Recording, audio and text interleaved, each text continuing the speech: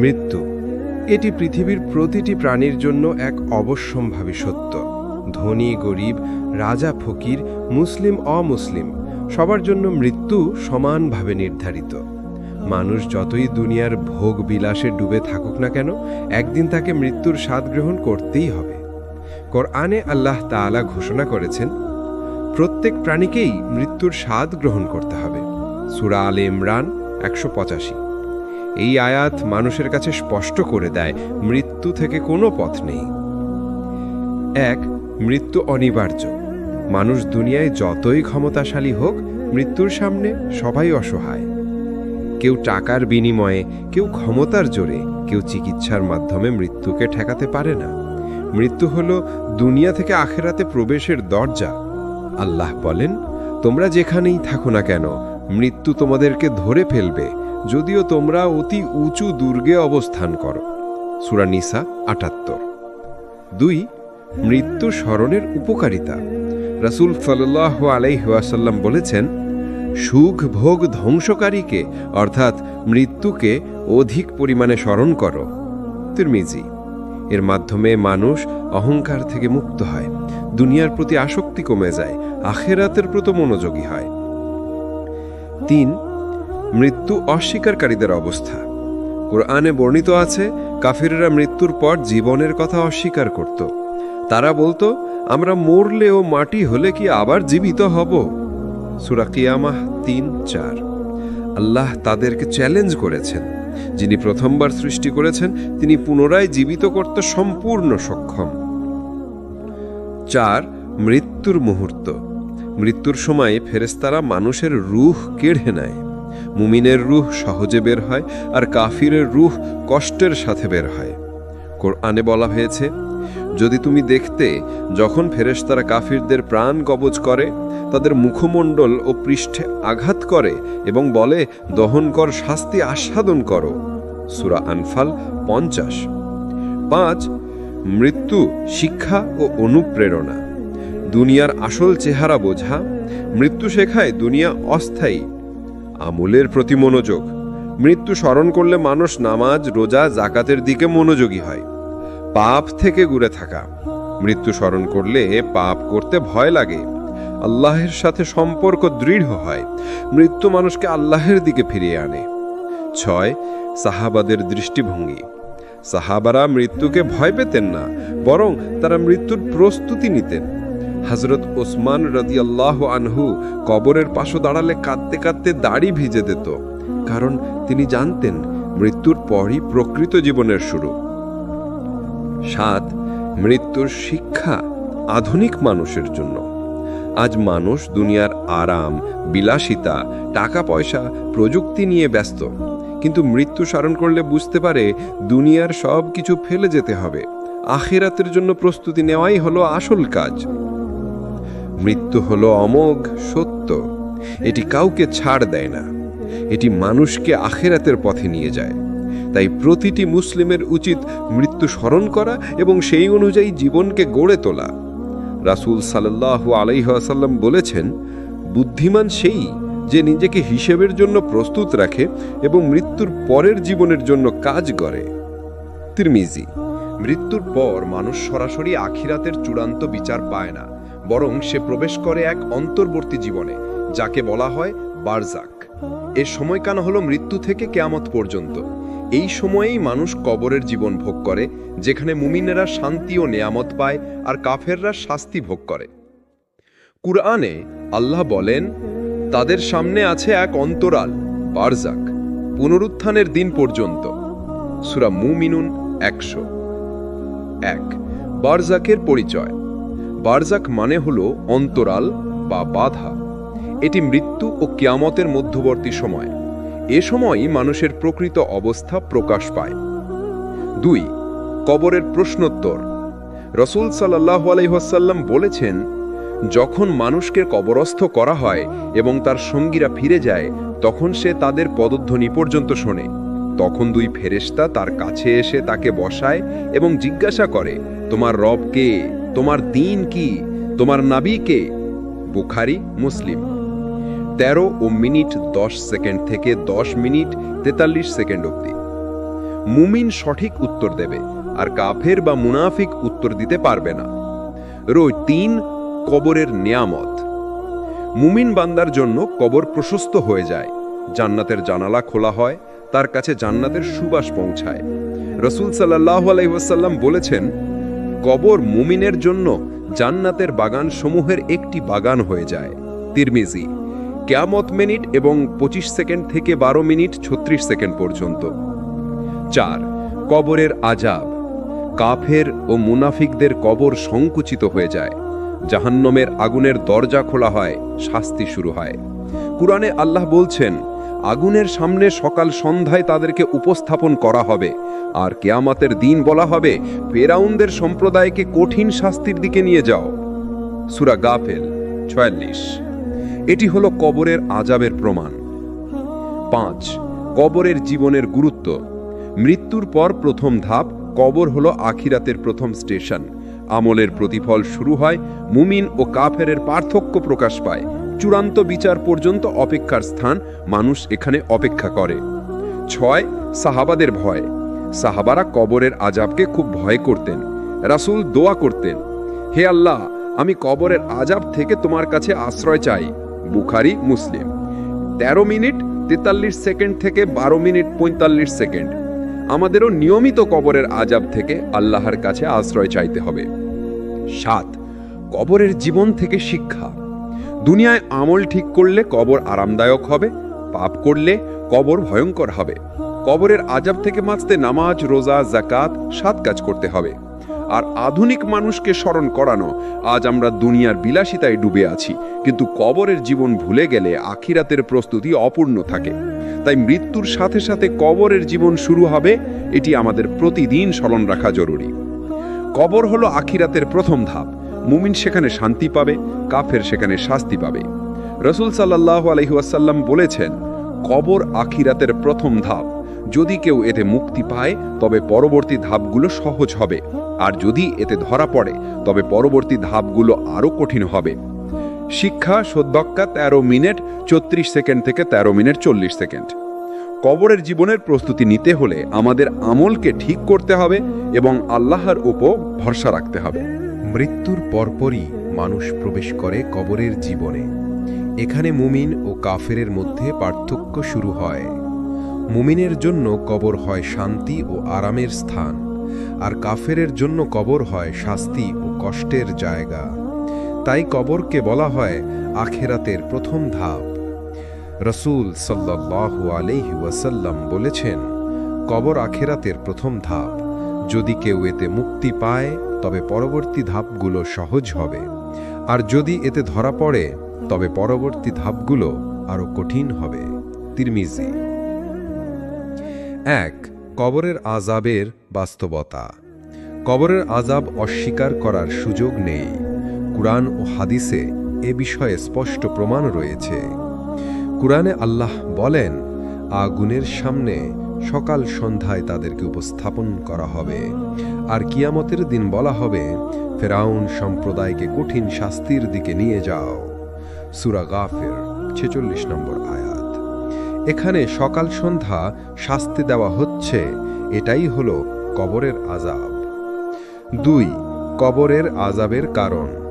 হাদিসে বিভিন্ন কারণে কবরের আযাবের উল্লেখ আছে, যেমন নামাজে গাফিলতি, পেছনে লাগা, গীবাত, চুগলখড়ি, পবিত্রতার প্রতি অবহেলা, অন্যায় ও জুলুম করা, অবিশ্বাসী হয়ে মৃত্যুবরণ করা।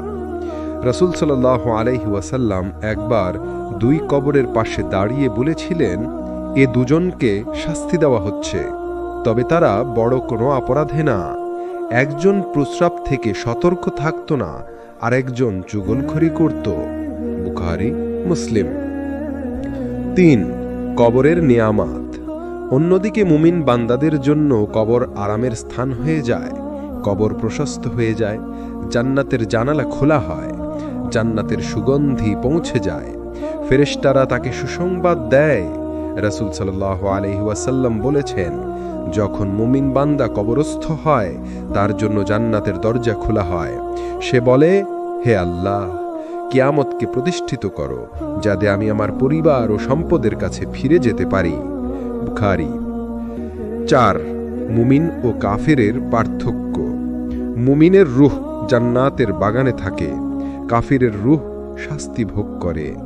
রাসূল সাল্লাল্লাহু আলাইহি ওয়াসাল্লাম বলেছেন, শহীদের রূহ সবুজ পাখির আকারে জান্নাতের গাছে অবস্থান করে। মুসলিম। 5. কবরের আযাব থেকে বাঁচার উপায়। নামাজ ঠিক রাখা, পবিত্রতা বজায় রাখা, চগলখড়ি গীবাত থেকে দূরে থাকা, কবরের আযাব থেকে আশ্রয় চাওয়া। রাসূল সাল্লাল্লাহু আলাইহি ওয়াসাল্লাম প্রতিটি নামাজের শেষে দোয়া করতেন, হে আল্লাহ, আমি কবরের আযাব থেকে তোমার কাছে আশ্রয় চাই। বুখারী, মুসলিম। 6. শিক্ষা। কবরের আযাব বাস্তব, এটি ভয় করার মতো বিষয়। কবরের নেয়ামত মুমিনদের জন্য অনুপ্রেরণা। দুনিয়ায় নেক আমল ছাড়া মুক্তির উপায় নেই। কবরের জীবনী নির্ধারণ করবে মানুষের আখিরাতের ভবিষ্যৎ কেমন হবে। মুমিনের জন্য কবর জান্নাতের বাগান, আর কাফেরের জন্য কবর জাহান্নামের গর্ত। তাই বুদ্ধিমান সেই যে মৃত্যুর আগে প্রস্তুতি নেয়, কবরের আযাব থেকে বাঁচার চেষ্টা করে এবং আল্লাহ রহমতের দিকে ফিরে আসে। কিয়ামত হলো সেই দিন যখন সমগ্র বিশ্বজগৎ ধ্বংস হয়ে যাবে এবং সমস্ত মানুষকে পুনরুত্থিত করে আল্লাহর সামনে দাঁড় করানো হবে। কোরআন ও হাদিসে কিয়ামতের ভয়াবহতা ও সুর ফুঁকার পর ঘটনার বর্ণনা অত্যন্ত বিস্তারিতভাবে এসেছে। এটি হবে মানবজাতির ইতিহাসে সবচেয়ে কঠিন ও ভীতকর দিন। আল্লাহ বলেন, আর যখন সিংগায় ফুঁক দেওয়া হবে, তখন আকাশমণ্ডলী ও পৃথিবীতে যত আছে সবাই ভীত সন্ত্রস্ত হয়ে পড়বে, তবে আল্লাহ যাদের ইচ্ছা তাদের ছাড়া, আর সবাই তার সামনে হাজির হবে। সূরা আন-নামাল ৮৭। 1. সূর ফোঁকার বাস্তবতা। আল্লাহর বিশেষ ফেরেশতা হযরত ইসরাফিল আলাইহিসসালাম দায়িত্বপ্রাপ্ত। হাদিসে এসেছে, ইসরাফিল আলাইহিসসালাম সূর মুখে নিয়ে দাঁড়িয়ে আছেন। তিনি অপেক্ষায় আছেন কবে আল্লাহ আদেশ দেবেন। প্রথম ফুঁক দেওয়ায় দুনিয়া ধ্বংস হবে, দ্বিতীয় ফুঁক দেওয়ায় মানুষ পুনরুত্থিত হবে। 2. প্রথম ফুঁক দুনিয়ার ধ্বংস। কোরআনে বলা হয়েছে, আর সিংগায় ফুঁক দেওয়া হবে, তখন আকাশমণ্ডলীয় পৃথিবীতে যত আছে সবাই মরে যাবে, তবে আল্লাহ যাদের ইচ্ছা তাদের ছাড়া। সূরা জুমার ৬৮। প্রথম ফুঁকের সাথে সাথেই পাহাড়গুলো ভেঙে যাবে, সমুদ্রগুলো ফেটে দের হবে, আকাশ ছিন্ন ভিন্ন হবে, পৃথিবী কেঁপে উঠবে, সূর্য চাঁদ নক্ষত্র সব নিভে যাবে। 3. দ্বিতীয় ফুঁক পুনরুত্থান। প্রথম ফুঁকের পর এক বিরাট সময় কেটে যাবে, তারপর দ্বিতীয় ফুঁক দেওয়া হবে। কোরআনে বলা হয়েছে, তারপর আবার সিংগায় ফুঁক দেওয়া হবে, তখন সবাই দাঁড়িয়ে পড়বে ও দেখবে। সূরা জুমার ৬৮। দ্বিতীয় ফুঁকের পর কবরের ভেতর থেকে মানুষ বের হয়ে আসবে। সবাই আল্লাহর সামনে দাঁড়ানোর জন্য হাসরের ময়দানে যাবে। মানুষ বিস্ময়ে বলবে, হায় আমাদের সর্বনাশ, কে আমাদের কবর থেকে তুলে দিল। সূরা ইয়াসিন ৫২। 4. কিয়ামতের দিনের ভয়াবহতা। রাসূল সাল্লাল্লাহু আলাইহি ওয়াসাল্লাম বলেছেন, কিয়ামতের দিন মানুষ মাতাল মনে হবে, অথচ তারা মাতাল হবে না, বরং আল্লাহর শাস্তি হবে ভয়ঙ্কর। বুখারী, মুসলিম। ভয়াবহ দৃশ্যসমূহ। মানুষ নগ্ন অবস্থায় দাঁড়াবে, সূর্য মানুষের মাথার উপরে 1 মাইল উপরে চলে আসবে, ঘামের মধ্যে মানুষ ডুবে যাবে, কারো ঘাম গোড়ালি পর্যন্ত, কারো কোমর পর্যন্ত, কারো গলা পর্যন্ত। 5. মানুষের অবস্থা। দুনিয়ার রাজা বাদশাহ ধনী গরিব সবাই একই সারিতে দাঁড়াবে, কেউ কাউকে চিনবে না, সবার চিন্তা হবে কেবল নিজের মুক্তি নিয়ে। কোরআনে বলা হয়েছে, সেদিন মানুষ তার ভাই থেকে, মাতা পিতা থেকে, স্ত্রী সন্তান থেকে পালাবে। সেদিন প্রত্যেকের অবস্থা হবে এমন যে সে কেবল নিজের চিন্তায় মশগুল থাকবে। সূরা আবাসা ৩৪ থেকে ৩৭। 6. মুমিনদের অবস্থা। মুমিনরা আল্লাহর রহমতে শান্ত থাকবে, তাদের মুখ উজ্জ্বল হবে, তারা জান্নাতের সুসংবাদ পাবে। রাসূল সাল্লাল্লাহু আলাইহি ওয়াসাল্লাম বলেছেন, সেদিন 7 শ্রেণীর মানুষকে আল্লাহ তার আরশের ছায়ায় রাখবেন, যেদিন আর কোনো ছায়া থাকবে না। বুখারী ও মুসলিম। 7. কাফির ও মুনাফিকদের অবস্থা। তারা ভীত ও আতঙ্কগ্রস্ত থাকবে, তাদের মুখ কালো হবে, তারা বলবে, হায় আমাদের দুর্ভোগ, এ তো ভীষণ কঠিন দিন। সূরা কিয়ামা 10 থেকে 11। 8 শিক্ষা। দুনিয়া অস্থায়ী। কিয়ামতের দিন এলে সব ধ্বংস হয়ে যাবে। কিয়ামতের দিন কেউ কাউকে সাহায্য করতে পারবে না। কেবল ঈমান ও নেক আমলি মানুষকে বাঁচাতে পারবে। সূর ফোকার পরের ঘটনা আমাদের স্মরণ করিয়ে দেয় দুনিয়া কোনো স্থায়ী আবাস নয়। প্রথম ফুক দুনিয়ার ধ্বংস, দ্বিতীয় ফুক মানুষের পুনরুত্থান, তারপর শুরু হবে আল্লাহর সামনে হিসাব নিকাশ। তাই বুদ্ধিমান সেই যে আজ থেকেই আখেরাতে প্রস্তুতি নেয়। কিয়ামতের দিন সুর ফোকার পর মানুষ পুনরুত্থিত হয়ে আল্লাহর সামনে হাজির হবে। এই প্রক্রিয়াকে বলা হয় হাসর।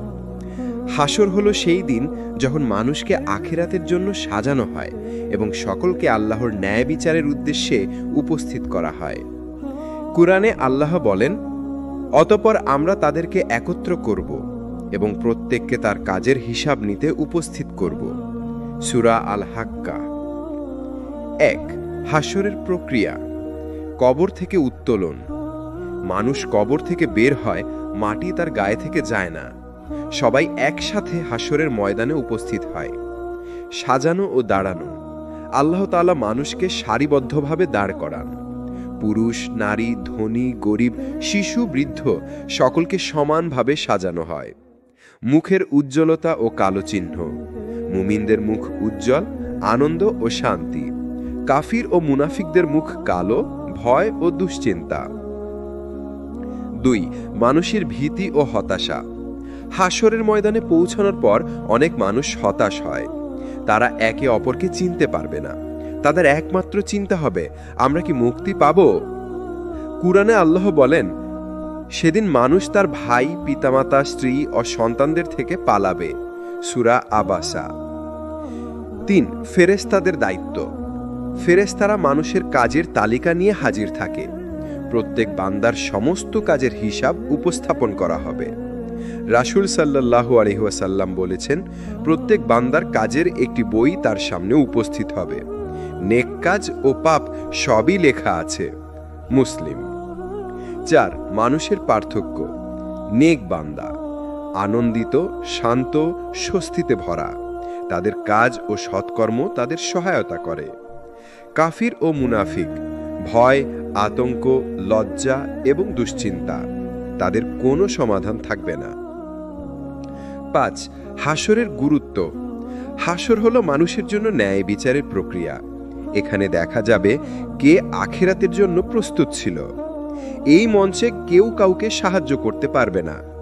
কুরআনে আল্লাহ বলেন, সেদিন মানুষকে সাজানো হবে আর তারা কেউ কাউকে সাহায্য করতে পারবে না, তবে আল্লাহ যাকে সাহায্য করবেন। সূরা গাফির।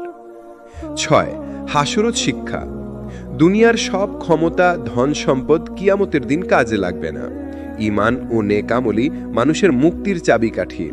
কিয়ামতের দিন প্রস্তুতি শুরু করতে হবে আজ থেকেই। তাই হাসরের শিক্ষা মানুষের জীবনে শৃঙ্খলা, সতর্কতা এবং নেক কাজের গুরুত্ব স্মরণ করায়। 7 সাহাবীদের দৃষ্টান্ত। সাহাবীরা হাসরের ভয়াবহতা স্মরণ করতেন এবং নামাজ, রোজা ও সৎ কাজে মনোযোগী হতেন। হযরত আবু হুরায়রা রাদিয়াল্লাহু আনহু বলেন, আমি জানি কিয়ামতের দিন আমাকে কি হতে পারে, তাই আমি আজকাল বেশি করে নামাজ ও দান করি। বুখারী ও মুসলিম। 8 হাসরের উপসংহার। হাসরের ময়দান হলো মানুষের জন্য ন্যায় বিচারের প্রথম বড় দৃশ্য। এখানে মানুষের প্রকৃত অবস্থান প্রকাশ পায়। মুমিনরা শান্তি ও মর্যাদা পায়, কাফিররা শাস্তি ভোগ করে। হাসর আমাদের স্মরণ করিয়ে দেয়, দুনিয়া অস্থায়ী, আখিরাত চিরস্থায়ী এবং নেক আমল ছাড়া কেউ মুক্তি পাবে না। তাই বুদ্ধিমান সেই যে আজ থেকেই প্রস্তুতি নেবে, নেক আমল করবে এবং আল্লাহর রহমতের দিকে ফিরে যাবে। কিয়ামতের দিন হাসরের পরে মানুষকে আল্লাহ ন্যায়ের বিচারের জন্য উপস্থাপন করা হয়। এই বিচার মূলত 3টি গুরুত্বপূর্ণ অংশের মাধ্যমে পরিচালিত হয়: আমলনামা, মিজান অর্থাৎ তুলা বা সন্তুলন এবং সিরাত অর্থাৎ সেতু। এগুলো প্রতিটি মানুষের আমল, নেকি ও পাপের প্রকৃত মূল্য প্রকাশ করে। কোরআনে আল্লাহ বলেন, আমরা প্রতিটি মানুষকে তার নিজের কাজের হিসাব দেব। আল্লাহ কিছুই অমূল্য রাখেন না। সূরা তারিখের 8 ও 9 নম্বর আয়াত। 1. আমলনামা। আমলনামা হলো প্রতিটি মানুষের সব কাজের রেকর্ড। এই বইতে নেক কাজ ও পাপ উভয়ই লেখা থাকে। ফেরেশতারা এই বই নিয়ে হাজির হয়। রাসূল সাল্লাল্লাহু আলাইহি ওয়াসাল্লাম বলেছেন, প্রত্যেক বান্দার জন্য একটি বই আছে যেখানে তার নেক কাজ ও পাপ লেখা আছে। সে যদি মুমিন হয় বইটি তার ডান হাতে, আর কাফির হলে বাঁ হাতে দেওয়া হবে। এটি মানুষের নেকি ও পাপের স্বচ্ছ বিবরণ দেয়। 2. মিজান অর্থাৎ তুলা বা সন্তুলন। মিজান হলো নেক ও খারাপ আমলের ভারসাম্য নির্ণয়। যেসব মানুষ নেক কাজের ভারে এগিয়ে থাকবে তাদের পক্ষ জয় হবে, আর যারা পাপের ভারে এগিয়ে থাকবে তারা শাস্তি ভোগ করবে। কোরআনে আল্লাহ বলেন, যেদিন মিজান বসবে মানুষকে তাদের কাজ অনুযায়ী বিচার করা হবে। যার নেক কাজ ভারী হবে সে সফল হবে, যার খারাপ কাজ ভারী হবে সে ক্ষতি করবে। সূরা আল আনবিয়ার 47 নম্বর আয়াত। 3. সিরাত অর্থাৎ সেতু। সিরাত হলো জাহান্নামের ওপর থেকে সেঁচানো একটি সেতু। সবাইকে এই সেতুর ওপর দিয়ে যেতে হবে। নেকবান্দা সহজে এবং দ্রুত পার হয়ে যাবে, কাফিররা সেখানে পড়ে শাস্তি ভোগ করবে। রাসূল সাল্লাল্লাহু আলাইহি ওয়াসাল্লাম বলেছেন, সিরাতের ওপর দিয়ে যাওয়াকে নেক বান্দাদের জন্য কোনো বাধা নেই। যারা খারাপ কাজ করেছে তারা সেখানে পড়ে শাস্তি ভোগ করবে। তিরমিজি। এই 3টি উপাদানের সংযোগ। আমলনামা দেখায় প্রতিটি কাজের সত্যতা। মিজান প্রতিটি কাজের ভারসাম্য নির্ধারণ করে। সিরাত বিচার সম্পন্ন হলে মানুষকে তার গন্তব্যে পৌঁছে দেয়। এই 3টি পর্যায়ের মাধ্যমে আল্লাহর ন্যায়ের বিচার সুষ্ঠুভাবে সম্পন্ন হয়। মানুষের অবস্থা। যারা নেক কাজের ভারে এগিয়ে থাকবে তাদের জন্য সিরাতটি স্বর্গের দিকে সহজ হয়ে যাবে। যারা পাপের ভারে এগিয়ে থাকবে তারা সিরাতে পড়ে জাহান্নামের দিকে যাবে। এই প্রক্রিয়া মানব জীবনের চূড়ান্ত বাস্তবতা দেখায়। কোরআনে আল্লাহ বলেন, যে ব্যক্তি নেক কাজ করবে সে নিজের জন্য উপকার করবে, যে ব্যক্তি খারাপ কাজ করবে সে নিজের জন্য ক্ষতি করবে। সূরা ফাতিরের 18 নম্বর আয়াত। শিক্ষা। প্রতিটি কাজ লেখা হয়, তাই সৎ কাজ করা জরুরি। নেক কাজের ভার বাড়াতে সদকা, নামাজ, রোজা ও দাওয়া অপরিহার্য। সিরাত পার হওয়ার জন্য আল্লাহর ভরসা ও নেক কাজ অপরিহার্য। তাই শিক্ষা, আজ থেকে আমাদের কাজকে হিসাব করে চলা, যাতে আমলনামা, মিজান ও সিরাতের পরীক্ষায় উত্তীর্ণ হওয়া যায়। আমলনামা, মিজান ও সিরাত মানুষের আখেরাতের ভাগ্য নির্ধারণের চূড়ান্ত মাধ্যম। সঠিক নেক কাজের মাধ্যমে আমরা মীমাংসা পেতে পারি। পাপের ভার না বাড়িয়ে আল্লাহর রহমত ও দোয়ার দিকে মনোযোগী হতে হবে। রাসূল সাল্লাল্লাহু আলাইহি ওয়াসাল্লাম বলেছেন, সত্যি প্রত্যেক বান্দা তার কাজের জন্য দণ্ডিত বা পুরস্কৃত হবে। সুতরাং ভালো কাজ বৃদ্ধি করো আর পাপ থেকে বিরত থাকো। বুখারী, মুসলিম। আখিরাতের দুশ্চিন্তার অন্যতম অংশ হল জাহান্নাম। এটি সেই স্থান যেখানে অবিশ্বাসী ও পাপীরা তাদের শাস্তি ভোগ করবে। কোরআন ও হাদিসে জাহান্নামের ভয়াবহতা অত্যন্ত বিস্তারিতভাবে বর্ণিত হয়েছে। এটি মানুষকে সতর্ক করে পাপ থেকে বিরত থাকতে এবং নেক আমল বাড়াতে। আল্লাহ বলেন, তাদের জন্য রয়েছে জাহান্নামের আগুন, আর তাদের জন্য যে সেখানে প্রবেশ করবে চিরস্থায়ী শাস্তি রয়েছে। সূরা আল বাকারা 39। 1. জাহান্নামের আগুনের তীব্রতা। আগুন মানুষের ত্বক পর্যন্ত ভাঙিয়ে দেয়। আগুনের তাপ এতটাই ভয়াবহ যে পৃথিবীর যে কোনো তাপের তুলনায় মিলবে না। কোরআনে বলা হয়েছে, তাদের জন্য আগুনে ধ্বংসকাম আগুন রয়েছে, যার তাপ চুলের কাঁটা পর্যন্ত পৌঁছে যায়। সূরা আল হোমাজা 6-7। আগুনের তীব্রতা মানুষের পাপের প্রতিফলন হয়ে দেখায়। 2. জাহান্নামের বিভিন্ন স্তর। জাহান্নামে 7টি স্তর আছে। প্রত্যেক স্তর আলাদা ধরনের শাস্তি প্রদান করে। কিয়ামতের দিন অনুযায়ী আল্লাহ তাদের কাজের ভার অনুযায়ী মানুষকে নির্ধারিত স্তরে প্রেরণ করবেন। রাসূল সাল্লাল্লাহু আলাইহি ওয়াসাল্লাম বলেছেন, সত্যি জাহান্নামের বিভিন্ন স্তর আছে। প্রত্যেক স্তরে শাস্তি আলাদা এবং পাপ অনুযায়ী প্রদান করা হবে। বুখারী। 3. জাহান্নামের বাসিন্দা। কাফির ও অবিশ্বাসী, যারা আল্লাহ ও তার রসুলকে অস্বীকার করেছে। মুনাফিক, যারা মুখে মুসলিম কিন্তু অন্তরে অবিশ্বাসী। পাপী যারা দুনিয়া ও পাপের প্রতি আসক্ত থেকে ঈমান ও নেক কাজ ত্যাগ করেছে। কোরআনে আল্লাহ বলেন, যে ব্যক্তি অবিশ্বাসী হবে এবং পাপের পথ অনুসরণ করবে তার ঠিকানা জাহান্নাম। সূরা আন-নাবা 21 থেকে 23। 4. জাহান্নামের শাস্তির ধরন। দাহ্য আগুন, ত্বক পুড়ে যায় তবে মানুষ পুনর্জীবিত হয়। চুলকানি ও তীব্র যন্ত্রণা, জিহ্বা ও হাতের শাস্তি যেগুলো পাপের জন্য ব্যবহার হয়েছে। অবিরাম চিৎকার ও যন্ত্রণার শব্দ, যন্ত্রণার মানসিক প্রভাব। এই সব শাস্তি মানুষের দুনিয়ায় করা পাপের অনুসরণ করে ফিরে আসবে। 5. জাহান্নাম থেকে মুক্তির উপায়। সত্যিকারের ঈমান রাখা, আল্লাহর একত্বের স্বীকার, নেক কাজ করা, নামাজ, রোজা, যাকাত, সদকা, আল্লাহর রহমত চাইতে দোয়া করা, পাপ থেকে বিরত থাকা, রাসূল সাল্লাল্লাহু আলাইহি ওয়াসাল্লামের সুন্নাহ অনুসরণ করা। রাসূল সাল্লাল্লাহু আলাইহি ওয়াসাল্লাম বলেছেন, যে ব্যক্তি ইসলামে সৎকর্ম করবে আল্লাহ তাকে জাহান্নাম থেকে মুক্ত করবেন। তিরমিজি। 6. জাহান্নামের ভয় থেকে শিক্ষা। পাপ থেকে বিরত থাকা আবশ্যক। দুনিয়ার জন্য আখেরাতের মূল্য কম না করা, নেক আমল বৃদ্ধি করা ও দোয়া করা। জাহান্নাম আমাদের স্মরণ করিয়ে দেয় যে দুনিয়ার কোনো বিলাসিতা চিরস্থায়ী নয়। 7. কোরআনের বর্ণনা। কোরআন জাহান্নামের ভয়াবহতা বহুবার বর্ণনা করেছে। আগুনের তাপ এতই ভয়ঙ্কর যে মানুষ মনে মনে ভাবে, হ্যাঁ আমাদের দুর্ভোগ, আমরা কি এতে প্রবেশ করব? সূরা আল ইনফিতার 13 থেকে 14। এটি আমাদের সতর্ক করে যেন আমরা পাপ থেকে বিরত থাকি। 8. শিক্ষা। জাহান্নামের শাস্তি বাস্তব ও ভয়ঙ্কর। নেক কাজ ছাড়া কেউ নিরাপদ নয়। ইসলামের নির্দেশনা মেনে জীবনযাপন করা আমাদের মুক্তির পথ। জাহান্নামের শাস্তি কেবল ভীতি সৃষ্টি করে না, বরং মানুষকে সৎ কাজের দিকে চালিত করে। যারা পাপ থেকে বিরত থাকবে তারা মুক্তি পাবে, যারা অবিশ্বাসী ও পাপী থাকবে তারা শাস্তি ভোগ করবে।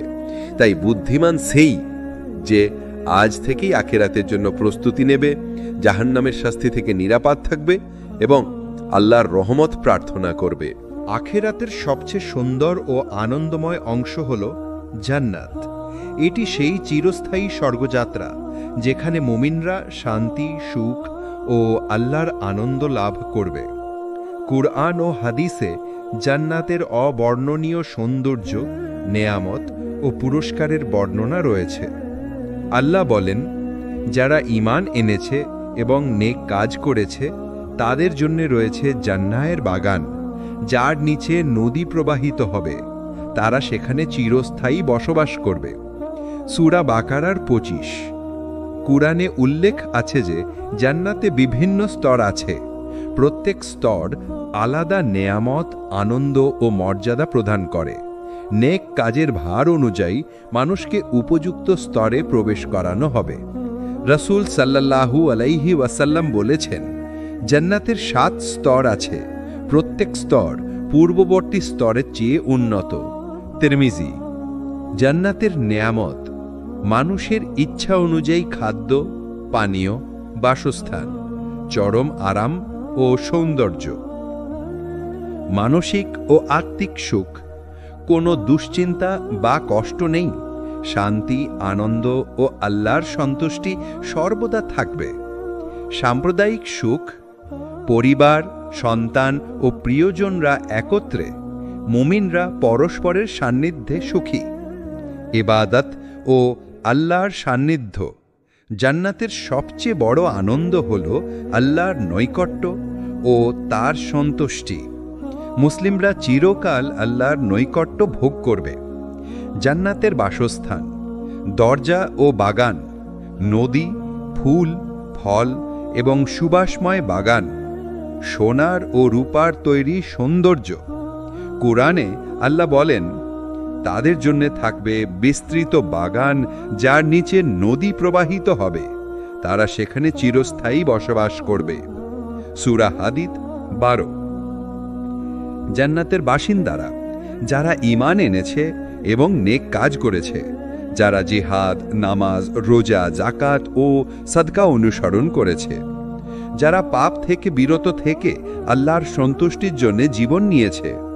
রাসূল সাল্লাল্লাহু আলাইহি ওয়াসাল্লাম বলেছেন, মুমিনরা জান্নাতে প্রবেশ করবে, তারা চিরস্থায়ী সুখের অধিকারী হবে। তাদের জন্য আনন্দ, শান্তি ও কোনো দুঃখ নেই। বুখারী ও মুসলিম। জান্নাতের বিশেষ নেয়ামত, জীবনের চিরন্তন শান্তি, চরম সৌন্দর্য ও আরামদায়ক বসবাস, সুস্বাদু খাদ্য ও পানীয়, পরিবার ও বন্ধুদের সাথে মিলিত হওয়া, আল্লাহর সন্তুষ্টি ও নৈকট্য। এই নেয়ামত মানুষের দুনিয়ার কোনো সুখের সাথে তুলনা করা যায় না। সাহাবাদের বর্ণনা। সাহাবারা জান্নাতের নেয়ামত শুনে অনুপ্রাণিত হতেন। হযরত আবু হুরায়রা রাদিয়াল্লাহু আনহু বলেন, আমি জান্নাতের এমন বিস্তৃত বাগান শুনেছি যা মানুষের চোখে অচেনা। আমি চেষ্টা করি নেক কাজ বেড়ে যায়। মুসলিম। জান্নাতের শিক্ষা, নেক কাজ করলে আল্লাহ বড় পুরস্কার দেবেন। পাপ থেকে বিরত থাকলে চিরস্থায়ী শান্তি পাওয়া সম্ভব। আখিরাতের আনন্দ দুনিয়ার আনন্দের চেয়ে বহু গুণ বেশি। শিক্ষা, জান্নাতের নেয়ামত মানুষকে দুনিয়ার ফাঁকি ও পাপ থেকে দূরে রাখে। জান্নাতের নেয়ামত হল মুমিনদের চিরস্থায়ী সুখ ও শান্তি। এটি হল নেক কাজ ও আল্লাহর সন্তুষ্টির পুরস্কার। মুমিনদের জন্য এটি চূড়ান্ত ধন। এটি আমাদেরকে আজ থেকেই নেক আমল বৃদ্ধি করতে ও পাপ থেকে বিরত থাকতে অনুপ্রাণিত করে।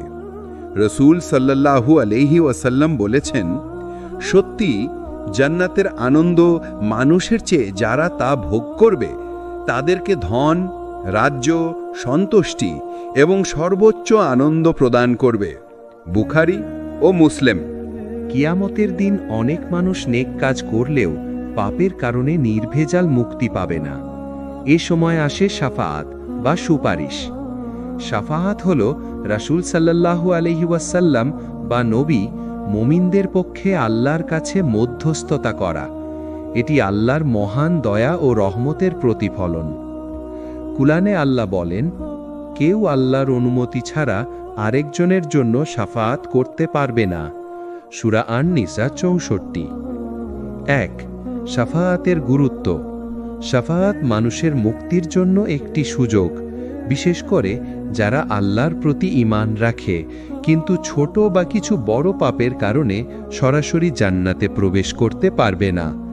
রাসূল সাল্লাল্লাহু আলাইহি ওয়াসাল্লাম শাফাআত করবেন মুমিনদের জন্য। রাসূল সাল্লাল্লাহু আলাইহি ওয়াসাল্লাম বলেছেন, আমি আমার উম্মতের জন্য শাফাআত করব যারা কিতাব অনুযায়ী আমল করবে। তিরমিজি। ২. শাফাআতের ধরন। সাধারণ শাফাআত সকল মুমিনদের জন্য। বিশেষ শাফাআত নির্দিষ্ট ব্যক্তির জন্য। নবী ও সৎকর্মীদের শাফাআত আল্লাহর অনুমতি দিয়ে। শাফাআত আল্লাহর দয়া ও রহমতের প্রকাশ। ৩. কুরআন ও হাদিসে শাফাআত। কুরআন উল্লেখ করে শাফাআত শুধুমাত্র আল্লাহর অনুমতি অনুযায়ী কার্যকর হবে। সূরা আন-নিসা ৬৪। রাসূল সাল্লাল্লাহু আলাইহি ওয়াসাল্লাম বলেছেন, সর্বপ্রথম আমি শাফাআত করব, এরপর নবী ও সৎকর্মীরা শাফাআত করবেন। মুসলিম। শাফাআত মূলত আল্লাহর ইচ্ছার অধীনে। এটি আমাদের দোয়ায়, নেক কাজ ও সততার গুরুত্বকে স্মরণ করিয়ে দেয়। ৪. মানুষের জন্য শাফাআতের উপকারিতা। পাপের ক্ষমা। শাফাআতের মাধ্যমে মানুষের পাপ মাফ হয়। মুমিনদের মুক্তি। যারা জান্নাতে সরাসরি প্রবেশ করতে পারবে না তারা মুক্তি পায়। আল্লাহর দয়া। শাফাআত আল্লাহর দয়া ও রহমতকে প্রদর্শন করে। রাসূল সাল্লাল্লাহু আলাইহি ওয়াসাল্লাম বলেছেন, যে ব্যক্তি আমার সুন্নাহ অনুসরণ করবে সে আমার শাফাআতের অধিকারী হবে। তিরমিজি। ৫. শাফাআত ও দোয়া। আমরা জীবদ্দশায় বেশি বেশি দোয়া করলে আল্লাহ আমাদের জন্য শাফাআতের সুযোগ বৃদ্ধি করবেন। সাদকা, নামাজ, রোজা ও নেক কাজ শাফাআতের জন্য সহায়ক। কুরআন নির্দেশ করে, যে ব্যক্তি দোয়া করবে এবং আল্লাহর দিকে ফিরবে তার জন্য আল্লাহ শাফাআত ও ক্ষমা বৃদ্ধি করবেন। সূরা ফাতির ১৪-১৫। ৬. সাহাবীদের উদাহরণ। সাহাবীরা শাফাআতের গুরুত্ব বোঝার জন্য নিয়মিত নেক কাজ ও দোয়া করতেন। হযরত আবু হুরায়রা রাদিয়াল্লাহু বলেন, আমি জানি কিয়ামতের দিন শাফাআত ছাড়া কেউ মুক্তি পাবে না, তাই আমি নেক কাজ ও দোয়া বাড়াই। মুসলিম। শিক্ষা, শাফাআত শুধু কিয়ামতের জন্য নয়, আমাদের নেক কাজের অনুপ্রেরণা। 7. শিক্ষা, শাফাআতের মাধ্যমে আল্লাহর দয়া বোঝা যায়। আমাদের উচিত নেক কাজ ও দোয়া বৃদ্ধি করা। শাফাআত জীবনের প্রতিটি মুহূর্তে আমাদের সচেতন রাখে। শাফাআত মনে করিয়ে দেয় শুধু আমলই নয়, আল্লাহর রহমত ও রাসূল সাল্লাল্লাহু আলাইহি ওয়াসাল্লামের সুপারিশেও নির্ভর করতে হবে। শাফাআত হলো আল্লাহর দয়া ও রহমতে একটি অসীম সূচক। এটি মুমিনদের মুক্তির পথ। শাফাআত অর্জন করতে নামাজ, দোয়া, রোজা ও সাদকা অপরিহার্য। আমাদের উচিত আজ থেকেই নেক কাজের মাধ্যমে শাফাআতের যোগ্যতা অর্জন করা। রাসূল সাল্লাল্লাহু আলাইহি ওয়াসাল্লাম বলেছেন, সত্যি আমার উম্মতের জন্য শাফাআত হবে, তাই যারা আমাকে অনুসরণ করবে তারা আমার শাফাআতের অধিকারী হবে। তিরমিজি। মৃত্যুর পর জীবন, কবরের আজাব ও নেয়ামত, কেয়ামত, হাসর, আমলনামা, মিজান, সিরাত, জাহান্নাম, জান্নাত ও শাফায়াত, এই সব কিছুই আমাদের জীবনের মূল লক্ষ্য ও প্রস্তুতি সম্পর্কে সচেতন করে। 10ম অধ্যায়ে আমরা সারসংক্ষেপ করব এবং শিখব কিভাবে আজ থেকেই আখিরাতের জন্য প্রস্তুতি নিতে হবে। কুরআনে আল্লাহ বলেন, পৃথিবী ও এর সমস্ত সৌন্দর্য শুধুই খেলাধুলা, কিন্তু যা আল্লাহর কাছে রয়েছে তা চিরস্থায়ী। সূরা আল আনাম 32। 1. আখিরাতের বাস্তবতা। আখিরাত চিরস্থায়ী, দুনিয়া অস্থায়ী। আমাদের সমস্ত কাজের ফলাফল কেবল আখিরাতে প্রকাশ পাবে। কুরআন ও হাদিসে আখিরাতের ভয়, শান্তি ও পুরস্কারের বিস্তারিত বর্ণনা আছে। রাসূল সাল্লাল্লাহু আলাইহি ওয়াসাল্লাম বলেছেন, একজন মুমিন কখনো দুনিয়ার কিছুর জন্য তার আখিরাতের ক্ষতি করবে না। মুসলিম। এটি আমাদের মনে করায় দুনিয়া হলো পরীক্ষার মঞ্চ। 2. কবরের জীবন ও শিক্ষা। কবর হলো আখিরাতের প্রথম ধাপ। মুমিনদের জন্য এটি শান্তি, কাফিরদের জন্য শাস্তি। আজ থেকেই নেক কাজ ও পাপ থেকে বিরত থাকা জরুরি। কুরআনে আল্লাহ বলেন, আমরা তাদেরকে কবরের মধ্য দিয়ে পরীক্ষা করব। সূরা আল মুমিনুন 100। 3. কেয়ামত ও হাসর। সুর ফুঁকার পর সমস্ত মানুষ পুনরুত্থিত হবে। হাসরের ময়দানে মানুষ সাজানো হবে এবং সকল কাজের হিসাব নেওয়া হবে। এই ঘটনা স্মরণ করিয়ে দেয় দুনিয়া অস্থায়ী এবং আখিরাত চিরস্থায়ী। শিক্ষা, দুনিয়ার নেশা ও ব্যস্ততা থেকে সরে এসে নেক কাজ করা জরুরি। 4. আমলনামা, মিজান ও সিরাত। আমাদের প্রতিটি কাজ লেখা হবে। নেক কাজ ভারী হলে মুক্তি, পাপ ভারী হলে শাস্তি। সিরত পার হবার জন্য আল্লাহর সন্তুষ্টি ও নেক কাজ অনিবার্য। রাসূল সাল্লাল্লাহু আলাইহি ওয়াসাল্লাম বলেছেন, আমলনামা মানুষের নেক ও পাপের প্রকৃত হিসাব দেখাবে। মুসলিম। 5. জাহান্নাম ও জান্নাত। জাহান্নাম পাপীদের শাস্তি, জান্নাত মুমিনদের চিরস্থায়ী সুখ। আমাদের উদ্দেশ্য হল জান্নাত অর্জন ও জাহান্নাম থেকে মুক্তি। শিক্ষা, নেক কাজ বৃদ্ধি ও পাপ থেকে বিরত থাকা আজ থেকে শুরু করা প্রয়োজন। 6. শাফায়াত। শাফায়াত হল রাসূল সাল্লাল্লাহু আলাইহি ওয়াসাল্লাম ও নবীদের মধ্যস্থতা। এটি আল্লাহর দয়া ও রহমতের অংশ। শাফায়াতের জন্য নেক কাজ ও দোয়া অনিবার্য। রাসূল সাল্লাল্লাহু আলাইহি ওয়াসাল্লাম বলেছেন, আমার উম্মতের জন্য শাফায়াত হবে যারা আমার সুন্নাহ অনুসরণ করবে। তিরমিজি। 7. আজ থেকে প্রস্তুতি। নামাজ ও ইবাদত নিয়মিত করা, রোজা ও সদকা বজায় রাখা, দুনিয়ার নেশা ও পাপ থেকে বিরত থাকা, আল্লাহর দয়া ও রহমত প্রার্থনা করা, রাসূল সাল্লাল্লাহু আলাইহি ওয়াসাল্লামের সুন্নাহ অনুসরণ করা। এই প্রস্তুতি আমাদের আখিরাতের জন্য শক্ত ভিত্তি গড়ে দেয়। 8. আখিরাতের শিক্ষা। দুনিয়া অস্থায়ী, আখিরাত চিরস্থায়ী। প্রতিটি কাজের হিসাব হবে। নেক কাজ ও আল্লাহর দয়া ছাড়া মুক্তি সম্ভব নয়। কুরআনে আল্লাহ বলেন, তোমরা দুনিয়ার জন্য নাড়াচাড়া করো না, বরং আখিরাতের জন্য চেষ্টা করো। সূরা আল কাসাস ৭৭। ৯.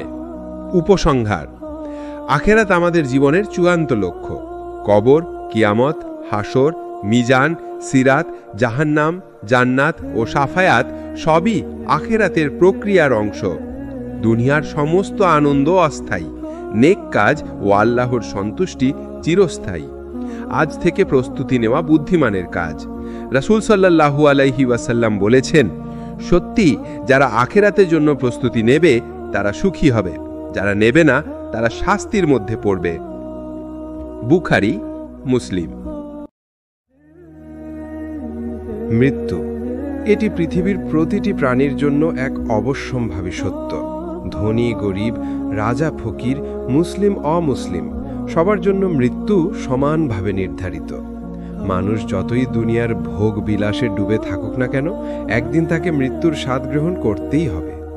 কোরআনে আল্লাহ তাআলা ঘোষণা করেছেন, প্রত্যেক প্রাণীকেই মৃত্যুর স্বাদ গ্রহণ করতে হবে। সূরা আলে ইমরান ১৮৫। এই আয়াত মানুষের কাছে স্পষ্ট করে দেয় মৃত্যু থেকে কোনো পথ নেই। ১. মৃত্যু অনিবার্য। মানুষ দুনিয়ায় যতই ক্ষমতাশালী হোক, মৃত্যুর সামনে সবাই অসহায়। কেউ টাকার বিনিময়ে, কেউ ক্ষমতার জোরে, কেউ চিকিৎসার মাধ্যমে মৃত্যুকে ঠেকাতে পারে না। মৃত্যু হল দুনিয়া থেকে আখেরাতে প্রবেশের দরজা। আল্লাহ বলেন, তোমরা যেখানেই থাকো না কেন, মৃত্যু তোমাদেরকে ধরে ফেলবে, যদিও তোমরা অতি উঁচু দুর্গে অবস্থান করো। সূরা নিসা ৭৮। ২. মৃত্যু স্মরণের উপকারিতা। রাসূল সাল্লাল্লাহু আলাইহি ওয়াসাল্লাম বলেছেন, সুখ ভোগ ধ্বংসকারীকে অর্থাৎ মৃত্যুকে অধিক পরিমাণে স্মরণ করো। তিরমিজি। এর মাধ্যমে মানুষ অহংকার থেকে মুক্ত হয়, দুনিয়ার প্রতি আসক্তি কমে যায়, আখেরাতের প্রতি মনোযোগী হয়। ৩. মৃত্যু অস্বীকারীদের অবস্থা। কোরআনে বর্ণিত আছে, কাফিররা মৃত্যুর পর জীবনের কথা অস্বীকার করত। তারা বলতো, আমরা মরলে ও মাটি হলে কি আবার জীবিত হব? সূরা কিয়ামাহ ৩-৪। আল্লাহ তাদেরকে চ্যালেঞ্জ করেছেন, যিনি প্রথমবার সৃষ্টি করেছেন তিনি পুনরায় জীবিত করতে সম্পূর্ণ সক্ষম। ৪. মৃত্যুর মুহূর্ত। মৃত্যুর সময় ফেরেশতারা মানুষের রূহ কেড়ে নেয়। মুমিনের রূহ সহজে বের হয়, আর কাফিরের রূহ কষ্টের সাথে বের হয়। কোরআনে বলা হয়েছে, যদি তুমি দেখতে যখন ফেরেশতারা কাফিরদের প্রাণ কবজ করে, তাদের মুখমণ্ডল ও পৃষ্ঠে আঘাত করে এবং বলে, দহনকর শাস্তি আস্বাদন করো। সূরা আনফাল ৫০। ৫. মৃত্যু শিক্ষা ও অনুপ্রেরণা। দুনিয়ার আসল চেহারা বোঝা। মৃত্যু শেখায় দুনিয়া অস্থায়ী। আমলের প্রতি মনোযোগ। মৃত্যু স্মরণ করলে মানুষ নামাজ, রোজা, যাকাতের দিকে মনোযোগী হয়। পাপ থেকে দূরে থাকা। মৃত্যু স্মরণ করলে পাপ করতে ভয় লাগে। আল্লাহের সাথে সম্পর্ক দৃঢ় হয়। মৃত্যু মানুষকে আল্লাহের দিকে ফিরিয়ে আনে। ৬. সাহাবাদের দৃষ্টিভঙ্গি। সাহাবারা মৃত্যুকে ভয় পেতেন না, বরং তারা মৃত্যুর প্রস্তুতি নিতেন। হযরত ওসমান রাদিয়াল্লাহু আনহু কবরের পাশে দাঁড়ালে কাঁদতে কাঁদতে দাড়ি ভিজে দিত, কারণ তিনি জানতেন মৃত্যুর পরই প্রকৃত জীবনের শুরু। ৭. মৃত্যুর শিক্ষা আধুনিক মানুষের জন্য। আজ মানুষ দুনিয়ার আরাম, বিলাসিতা, টাকা পয়সা, প্রযুক্তি নিয়ে ব্যস্ত, কিন্তু মৃত্যু স্মরণ করলে বুঝতে পারে দুনিয়ার সব কিছু ফেলে যেতে হবে। আখিরাতের জন্য প্রস্তুতি নেওয়াই হলো আসল কাজ। মৃত্যু হলো অমোঘ সত্য, এটি কাউকে ছাড় দেয় না, এটি মানুষকে আখিরাতের পথে নিয়ে যায়। তাই প্রতিটি মুসলিমের উচিত মৃত্যু স্মরণ করা এবং সেই অনুযায়ী জীবনকে গড়ে তোলা। রাসূল সাল্লাল্লাহু আলাইহি ওয়াসাল্লাম বলেছেন, বুদ্ধিমান সেই যে নিজেকে হিসেবের জন্য প্রস্তুত রাখে এবং মৃত্যুর পরের জীবনের জন্য কাজ করে। তিরমিজি। মৃত্যুর পর মানুষ সরাসরি আখিরাতের চূড়ান্ত বিচার পায় না, বরং সে প্রবেশ করে এক অন্তর্বর্তী জীবনে, যাকে বলা হয় বারজাক। এর সময়কাল হলো মৃত্যু থেকে কিয়ামত পর্যন্ত। এই সময়েই মানুষ কবরের জীবন ভোগ করে, যেখানে মুমিনেরা শান্তি ও নেয়ামত পায় আর কাফেররা শাস্তি ভোগ করে। কুরআনে আল্লাহ বলেন, তাদের সামনে আছে এক অন্তরাল, বারজাক, পুনরুত্থানের দিন পর্যন্ত। সূরা মুমিনুন ১০০। ১. বারজাকের পরিচয়। বারজাক মানে হল অন্তরাল বা বাধা। এটি মৃত্যু ও কিয়ামতের মধ্যবর্তী সময়। এ সময়ই মানুষের প্রকৃত অবস্থা প্রকাশ পায়। 2. কবরের প্রশ্নোত্তর। রাসূল সাল্লাল্লাহু আলাইহি ওয়াসাল্লাম বলেছেন, যখন মানুষকে কবরস্থ করা হয় এবং তার সঙ্গীরা ফিরে যায়, তখন সে তাদের পদধ্বনি পর্যন্ত শোনে। তখন 2 ফেরেশতা তার কাছে এসে তাকে বসায় এবং জিজ্ঞাসা করে, তোমার রব কে? তোমার দ্বীন কি? তোমার নবী কে? বুখারী, মুসলিম। 13:10 থেকে 10:43 অবধি। মুমিন সঠিক উত্তর দেবে, আর কাফের বা মুনাফিক উত্তর দিতে পারবে না। 3. কবরের নিয়ামত। মুমিন বান্দার জন্য কবর প্রশস্ত হয়ে যায়, জান্নাতের জানালা খোলা হয়, তার কাছে জান্নাতের সুবাস পৌঁছায়। রাসূল সাল্লাল্লাহু আলাইহি ওয়াসাল্লাম বলেছেন, কবর মুমিনের জন্য জান্নাতের বাগান সমূহের একটি বাগান হয়ে যায়। তিরমিজি। কিয়ামত মিনিট এবং 25 থেকে 12:36 পর্যন্ত। 4. কবরের আযাব। কাফের ও মুনাফিকদের কবর সংকুচিত হয়ে যায়, জাহান্নামের আগুনের দরজা খোলা হয়, শাস্তি শুরু হয়। কুরআনে আল্লাহ বলছেন, আগুনের সামনে সকাল সন্ধ্যায় তাদেরকে উপস্থাপন করা হবে, আর কিয়ামতের দিন বলা হবে, ফেরাউনদের সম্প্রদায়কে কঠিন শাস্তির দিকে নিয়ে যাও। সূরা গাফির 46। এটি হলো কবরের আযাবের প্রমাণ। 5. কবরের জীবনের গুরুত্ব। মৃত্যুর পর প্রথম ধাপ কবর হলো আখিরাতের প্রথম স্টেশন। আমলের প্রতিফল শুরু হয়, মুমিন ও কাফেরের পার্থক্য প্রকাশ পায়, চূড়ান্ত বিচার পর্যন্ত অপেক্ষার স্থান। মানুষ এখানে অপেক্ষা করে। 6. সাহাবাদের ভয়। সাহাবারা কবরের আযাবকে খুব ভয় করতেন। রাসূল দোয়া করতেন, হে আল্লাহ, আমি কবরের আযাব থেকে তোমার কাছে আশ্রয় চাই। বুখারী, মুসলিম। 13:43 থেকে 12:45। আমাদেরও নিয়মিত কবরের আযাব থেকে আল্লাহর কাছে আশ্রয় চাইতে হবে। 7. কবরের জীবন থেকে শিক্ষা। দুনিয়ায় আমল ঠিক করলে কবর আরামদায়ক হবে, পাপ করলে কবর ভয়ঙ্কর হবে। কবরের আযাব থেকে বাঁচতে নামাজ, রোজা, যাকাত, 7 কাজ করতে হবে। আর আধুনিক মানুষকে স্মরণ করানো, আজ আমরা দুনিয়ার বিলাসিতায় ডুবে আছি, কিন্তু কবরের জীবন ভুলে গেলে আখিরাতের প্রস্তুতি অপূর্ণ থাকে। তাই মৃত্যুর সাথে সাথে কবরের জীবন শুরু হবে, এটি আমাদের প্রতিদিন স্মরণ রাখা জরুরি। কবর হলো আখিরাতের প্রথম ধাপ। মুমিন সেখানে শান্তি পাবে, কাফের সেখানে শাস্তি পাবে। রাসূল সাল্লাল্লাহু আলাইহি ওয়াসাল্লাম বলেছেন, কবর আখিরাতের প্রথম ধাপ। যদি কেউ এতে মুক্তি পায়, তবে পরবর্তী ধাপগুলো সহজ হবে, আর যদি এতে ধরা পড়ে, তবে পরবর্তী ধাপগুলো আরো কঠিন হবে। শিক্ষা সদ্যক্কা 13:34 থেকে 13:40। কবরের জীবনের প্রস্তুতি নিতে হলে আমাদের আমলকে ঠিক করতে হবে এবং আল্লাহর উপর ভরসা রাখতে হবে। মৃত্যুর পরপরই মানুষ প্রবেশ করে কবরের জীবনে। এখানে মুমিন ও কাফেরের মধ্যে পার্থক্য শুরু হয়। মুমিনের জন্য কবর হয় শান্তি ও আরামের স্থান, আর কাফেরের জন্য কবর হয় শাস্তি ও কষ্টের জায়গা। তাই কবরকে বলা হয় আখিরাতের প্রথম ধাপ। রাসূল সাল্লাল্লাহু আলাইহি ওয়াসাল্লাম বলেছেন, কবর আখিরাতের প্রথম ধাপ। যদি কেউ এতে মুক্তি পায়, তবে পরবর্তী ধাপগুলো সহজ হবে, আর যদি এতে ধরা পড়ে, তবে পরবর্তী ধাপগুলো আরো কঠিন হবে। তিরমিজি। 1.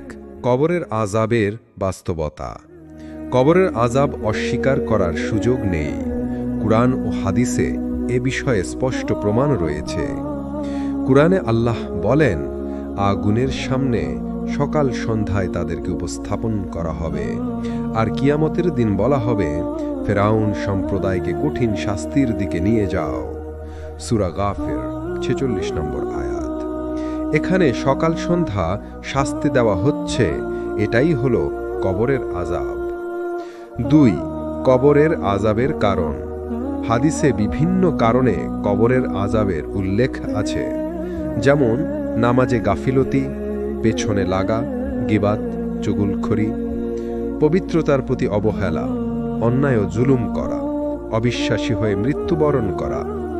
রাসূল সাল্লাল্লাহু আলাইহি ওয়াসাল্লাম একবার 2 কবরের পাশে দাঁড়িয়ে বলেছিলেন, এ দুজনকে শাস্তি দেওয়া হচ্ছে, তবে তারা বড় কোনো অপরাধে না। একজন প্রস্রাব থেকে সতর্ক থাকত না, আর একজন চুগলখড়ি করত। বুখারী, মুসলিম। 3. কবরের নিয়ামত। অন্যদিকে মুমিন বান্দাদের জন্য কবর আরামের স্থান হয়ে যায়, কবর প্রশস্ত হয়ে যায়, জান্নাতের জানালা খোলা হয়, জান্নাতের সুগন্ধি পৌঁছে যায়, ফেরেশতারা তাকে সুসংবাদ দেয়। রাসূল সাল্লাল্লাহু আলাইহি ওয়াসাল্লাম বলেছেন, যখন মুমিন বান্দা কবরস্থ হয় তার জন্য জান্নাতের দরজা খোলা হয়। সে বলে, হে আল্লাহ, কিয়ামতকে প্রতিষ্ঠিত করো, যাতে আমি আমার পরিবার ও সম্পদের কাছে ফিরে যেতে পারি। বুখারী। 4. মুমিন ও কাফেরের পার্থক্য। মুমিনের রূহ জান্নাতের বাগানে থাকে, কাফিরের রূহ শাস্তি ভোগ করে। রাসূল সাল্লাল্লাহু আলাইহি ওয়াসাল্লাম বলেছেন, শহীদের রূহ সবুজ পাখির আকারে জান্নাতের গাছে অবস্থান করে। মুসলিম। 5. কবরের আযাব থেকে বাঁচার উপায়। নামাজ ঠিক রাখা, পবিত্রতা বজায় রাখা, চগলখড়ি গীবাত থেকে দূরে থাকা, কবরের আযাব থেকে আশ্রয় চাওয়া। রাসূল সাল্লাল্লাহু আলাইহি ওয়াসাল্লাম প্রতিটি নামাজের শেষে দোয়া করতেন, হে আল্লাহ, আমি কবরের আযাব থেকে তোমার কাছে আশ্রয় চাই। বুখারী, মুসলিম। 6. শিক্ষা।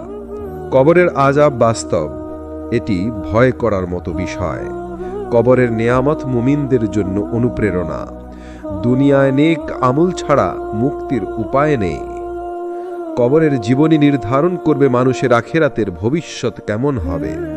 মুমিনের জন্য কবর জান্নাতের বাগান, আর কাফেরের জন্য কবর জাহান্নামের গর্ত। তাই বুদ্ধিমান সেই যে মৃত্যুর আগে প্রস্তুতি নেয়, কবরের আযাব থেকে বাঁচার চেষ্টা করে এবং আল্লাহ রহমতের দিকে ফিরে আসে। কিয়ামত হলো সেই দিন যখন সমগ্র বিশ্বজগৎ ধ্বংস হয়ে যাবে এবং সমস্ত মানুষকে পুনরুত্থিত করে আল্লাহর সামনে দাঁড় করানো হবে। কুরআন ও হাদিসে কিয়ামতের ভয়াবহতা ও সুর ফুঁকার পর ঘটনার বর্ণনা অত্যন্ত বিস্তারিতভাবে এসেছে।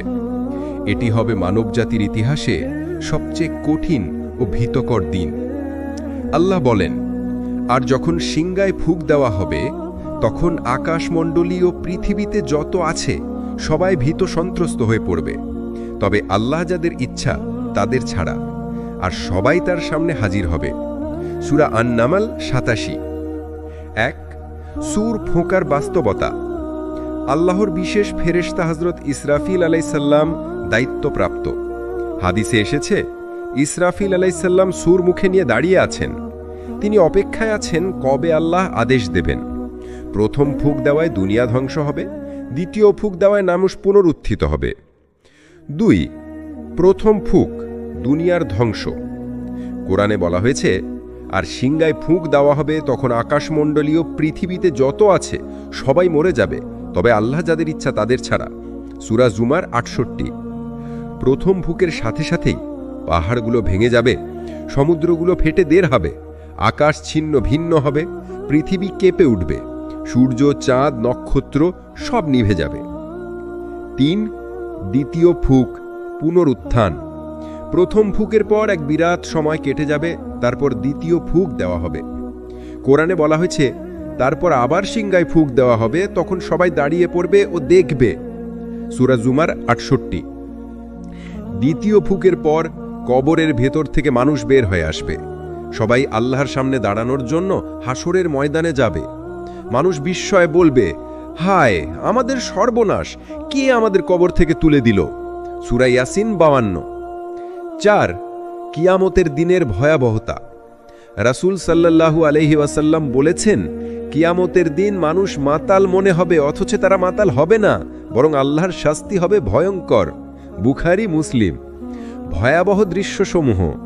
মানুষ নগ্ন অবস্থায় দাঁড়াবে, সূর্য মানুষের মাথার উপরে 1 মাইল উপরে চলে আসবে, ঘামের মধ্যে মানুষ ডুবে যাবে, কারো ঘাম গোড়ালি পর্যন্ত, কারো কোমর পর্যন্ত, কারো গলা পর্যন্ত। 5. মানুষের অবস্থা। দুনিয়ার রাজা বাদশাহ ধনী গরিব সবাই একই সারিতে দাঁড়াবে, কেউ কাউকে চিনবে না, সবার চিন্তা হবে কেবল নিজের মুক্তি নিয়ে। কোরআনে বলা হয়েছে, সেদিন মানুষ তার ভাই থেকে, মাতা পিতা থেকে, স্ত্রী সন্তান থেকে পালাবে। সেদিন প্রত্যেকের অবস্থা হবে এমন যে সে কেবল নিজের চিন্তায় মশগুল থাকবে। সূরা আবাসা 34 থেকে 37। 6 মুমিনদের অবস্থা। মুমিনরা আল্লাহর রহমতে শান্ত থাকবে, তাদের মুখ উজ্জ্বল হবে, তারা জান্নাতের সুসংবাদ পাবে। রাসূল সাল্লাল্লাহু আলাইহি ওয়াসাল্লাম বলেছেন, সেদিন 7 শ্রেণীর মানুষকে আল্লাহ তার আরশের ছায়ায় রাখবেন, যেদিন আর কোনো ছায়া থাকবে না। বুখারী ও মুসলিম। 7 কাফির ও মুনাফিকদের অবস্থা। তারা ভীত ও আতঙ্কগ্রস্ত থাকবে, তাদের মুখ কালো হবে, তারা বলবে, হায় আমাদের দুর্ভোগ, এ তো ভীষণ কঠিন দিন। সূরা কিয়ামা 10 থেকে 11। 8 শিক্ষা। দুনিয়া অস্থায়ী, কিয়ামতের দিন এলে সব ধ্বংস হয়ে যাবে। কিয়ামতের দিন কেউ কাউকে সাহায্য করতে পারবে না, কেবল ঈমান ও নেক আমলি মানুষকে বাঁচাতে পারবে। সূর ফোকার পরের ঘটনা আমাদের স্মরণ করিয়ে দেয়, দুনিয়া কোনো স্থায়ী আভাস নয়। প্রথম ফুক দুনিয়ার ধ্বংস, দ্বিতীয় ফুক মানুষের পুনরুত্থান, তারপর শুরু হবে আল্লাহর সামনে হিসাব নিকাশ। তাই বুদ্ধিমান সেই যে আজ থেকেই আখেরাতে প্রস্তুতি নেয়। কিয়ামতের দিন সুর ফোকার পর মানুষ পুনরুত্থিত হয়ে আল্লাহর সামনে হাজির হবে। এই প্রক্রিয়াকে বলা হয় হাসর। হাসর হলো সেই দিন যখন মানুষকে আখিরাতের জন্য সাজানো হয় এবং সকলকে আল্লাহর ন্যায় বিচারের উদ্দেশ্যে উপস্থিত করা হয়। কুরআনে আল্লাহ বলেন, অতঃপর আমরা তাদেরকে একত্র করব এবং প্রত্যেককে তার কাজের হিসাব নিতে উপস্থিত করব। সূরা আল হাক্কা। 1 হাসরের প্রক্রিয়া। কবর থেকে উত্তোলন। মানুষ কবর থেকে বের হয়, মাটি তার গায়ে থেকে যায় না। সবাই একসাথে হাসরের ময়দানে উপস্থিত হয়। সাজানো ও দাঁড়ানো। আল্লাহ তাআলা মানুষকে সারিবদ্ধভাবে দাঁড় করান। পুরুষ, নারী, ধনী, গরিব, শিশু, বৃদ্ধ সকলকে সমানভাবে সাজানো হয়। মুখের উজ্জ্বলতা ও কালো চিহ্ন। মুমিনদের মুখ উজ্জ্বল, আনন্দ ও শান্তি। কাফির ও মুনাফিকদের মুখ কালো, ভয় ও দুশ্চিন্তা। 2 মানুষের ভীতি ও হতাশা। হাসরের ময়দানে পৌঁছানোর পর অনেক মানুষ হতাশ হয়। তারা একে অপরকে চিনতে পারবে না। তাদের একমাত্র চিন্তা হবে, আমরা কি মুক্তি পাব? কুরআনে আল্লাহ বলেন, সেদিন মানুষ তার ভাই, পিতামাতা, স্ত্রী ও সন্তানদের থেকে পালাবে। সূরা আবাসা। 3 ফেরেশতাদের দায়িত্ব। ফেরেশতারা মানুষের কাজের তালিকা নিয়ে হাজির থাকে। প্রত্যেক বান্দার সমস্ত কাজের হিসাব উপস্থাপন করা হবে। রাসূল সাল্লাল্লাহু আলাইহি ওয়াসাল্লাম বলেছেন, প্রত্যেক বান্দার কাজের একটি বই তার সামনে উপস্থিত হবে। নেক কাজ ও পাপ সবই লেখা আছে। মুসলিম। 4 মানুষের পার্থক্য। নেক বান্দা আনন্দিত, শান্ত, স্বস্তিতে ভরা। তাদের কাজ ও সৎকর্ম তাদের সহায়তা করে। কাফির ও মুনাফিক ভয়, আতঙ্ক, লজ্জা এবং দুশ্চিন্তা। তাদের কোনো সমাধান থাকবে না। 5 হাসরের গুরুত্ব। হাসর হলো মানুষের জন্য ন্যায় বিচারের প্রক্রিয়া। এখানে দেখা যাবে কে আখিরাতের জন্য প্রস্তুত ছিল। এই মঞ্চে কেউ কাউকে সাহায্য করতে পারবে না। কুরআনে আল্লাহ বলেন, সেদিন মানুষকে সাজানো হবে আর তারা কেউ কাউকে সাহায্য করতে পারবে না, তবে আল্লাহ যাকে সাহায্য করবেন। সূরা গাফির। 6 হাসরত শিক্ষা। দুনিয়ার সব ক্ষমতা, ধন সম্পদ কিয়ামতের দিন কাজে লাগবে না। ঈমান ও নেক আমলি মানুষের মুক্তির চাবিকাঠি। কিয়ামতের দিন প্রস্তুতি শুরু করতে হবে আজ থেকেই। তাই হাসরের শিক্ষা মানুষের জীবনে শৃঙ্খলা, সতর্কতা এবং নেক কাজের গুরুত্ব স্মরণ করায়। 7 সাহাবীদের দৃষ্টান্ত। সাহাবীরা হাসরের ভয়াবহতা স্মরণ করতেন এবং নামাজ, রোজা ও সৎ কাজে মনোযোগী হতেন। হযরত আবু হুরায়রা রাদিয়াল্লাহু আনহু বলেন, আমি জানি কিয়ামতের দিন আমাকে কি হতে পারে, তাই আমি আজকাল বেশি করে নামাজ ও দান করি। বুখারী ও মুসলিম। 8 হাসরের উপসংহার। হাসরের ময়দান হলো মানুষের জন্য ন্যায় বিচারের প্রথম বড় দৃশ্য। এখানে মানুষের প্রকৃত অবস্থান প্রকাশ পায়। মুমিনরা শান্তি ও মর্যাদা পায়, কাফিররা শাস্তি ভোগ করে। হাসর আমাদের স্মরণ করিয়ে দেয়, দুনিয়া অস্থায়ী, আখিরাত চিরস্থায়ী এবং নেক আমল ছাড়া কেউ মুক্তি পাবে না। তাই বুদ্ধিমান সেই যে আজ থেকেই প্রস্তুতি নেবে, নেক আমল করবে এবং আল্লাহর রহমতের দিকে ফিরে যাবে। কিয়ামতের দিন হাসরের পরে মানুষকে আল্লাহ ন্যায়ের বিচারের জন্য উপস্থাপন করা হয়। এই বিচার মূলত তিনটি গুরুত্বপূর্ণ অংশের মাধ্যমে পরিচালিত হয়: আমলনামা, মিজান অর্থাৎ তুলা বা সন্তুলন, এবং সিরাত অর্থাৎ সেতু। এগুলো প্রতিটি মানুষের আমল, নেকি ও পাপের প্রকৃত মূল্য প্রকাশ করে। কোরআনে আল্লাহ বলেন, আমরা প্রতিটি মানুষকে তার নিজের কাজের হিসাব দেব। আল্লাহ কিছুই অমূল্য রাখেন না। সূরা তারিখের 8 ও 9 নম্বর আয়াত। 1. আমলনামা। আমলনামা হলো প্রতিটি মানুষের সব কাজের রেকর্ড। এই বইতে নেক কাজ ও পাপ উভয়ই লেখা থাকে। ফেরেশতারা এই বই নিয়ে হাজির হয়। রাসূল সাল্লাল্লাহু আলাইহি ওয়াসাল্লাম বলেছেন, প্রত্যেক বান্দার জন্য একটি বই আছে যেখানে তার নেক কাজ ও পাপ লেখা আছে। সে যদি মুমিন হয়, বইটি তার ডান হাতে, আর কাফির হলে বাঁ হাতে দেওয়া হবে। এটি মানুষের নেকি ও পাপে স্বচ্ছ বিবরণ দেয়। 2. মিজান অর্থাৎ তুলা বা সন্তুলন। মিজান হলো নেক ও খারাপ আমলের ভারসাম্য নির্ণয়। যেসব মানুষ নেক কাজের ভারে এগিয়ে থাকবে তাদের পক্ষ জয় হবে, আর যারা পাপের ভারে এগিয়ে থাকবে তারা শাস্তি ভোগ করবে। কোরআনে আল্লাহ বলেন, যেদিন মিজান বসবে মানুষকে তাদের কাজ অনুযায়ী বিচার করা হবে। যার নেক কাজ ভারী হবে সে সফল হবে, যার খারাপ কাজ ভারী হবে সে ক্ষতি করবে। সূরা আল আনবিয়ার 47 নম্বর আয়াত। 3. সিরাত অর্থাৎ সেতু। সিরাত হলো জাহান্নামের ওপর থেকে সেঁচানো একটি সেতু। সবাইকে এই সেতুর ওপর দিয়ে যেতে হবে। নেকবান্দা সহজে এবং দ্রুত পার হয়ে যাবে, কাফিররা সেখানে পড়ে শাস্তি ভোগ করবে। রাসূল সাল্লাল্লাহু আলাইহি ওয়াসাল্লাম বলেছেন, সিরাতের ওপর দিয়ে যাওয়াকে নেক বান্দাদের জন্য কোনো বাধা নেই। যারা খারাপ কাজ করেছে তারা সেখানে পড়ে শাস্তি ভোগ করবে। তিরমিজি। এই তিনটি উপাদানের সংযোগ। আমলনামা দেখায় প্রতিটি কাজের সত্যতা। মিজান প্রতিটি কাজের ভারসাম্য নির্ধারণ করে। সিরাত বিচার সম্পন্ন হলে মানুষকে তার গন্তব্যে পৌঁছে দেয়। এই তিনটি পর্যায়ের মাধ্যমে আল্লাহর ন্যায়ের বিচার সুষ্ঠুভাবে সম্পন্ন হয়।